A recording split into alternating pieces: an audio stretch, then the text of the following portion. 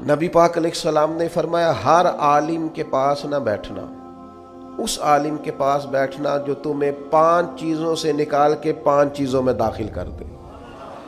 یا رسول اللہ صلی اللہ تعالیٰ علیہ وسلم کون کون سی؟ تو حضور نے فرمایا اس عالم کے پاس بیٹھنا جو تمہیں شک سے نکال کے یقین کی طرف لے آئے، جس کے پاس بیٹھو تو ایمان مضبوط ہو، توکل مضبوط ہو، اللہ رسول کی ذات پر بھروسہ مضبوط ہو، حضور کی غلامی مضبوط، صحابہ اور اہل بیت کا عشق مضبوط، جن کے پاس بیٹھ کر تمہیں یقین کامل کی دولت ملے، اس عالم کے پاس بیٹھنا۔ اور فرمایا دوسرا، وہ تمہیں ریاکاری سے نکال کے اخلاص کے زمرے میں لے آئے۔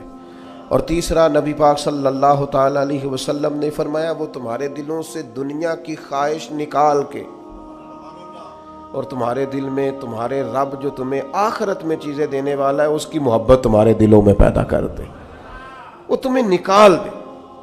یعنی وہی ہے تیرے زمانے کا امام برحق جو تجھے حاضر و موجود سے بیزار کرے، حاضر و موجود سے بیزار کرے، اور موت کی شکل میں دکھلا کے تجھے جلوہ یار زندگی تیرے لیے اور بھی دشوار کرے۔ اور چوتھے نمبر پہ نبی پاک علیہ السلام نے فرمایا اس شخص کے، اس عالم کے پاس بیٹھو جو تمہیں تکبر سے نکال کے عاجزی کی طرف لے جائے۔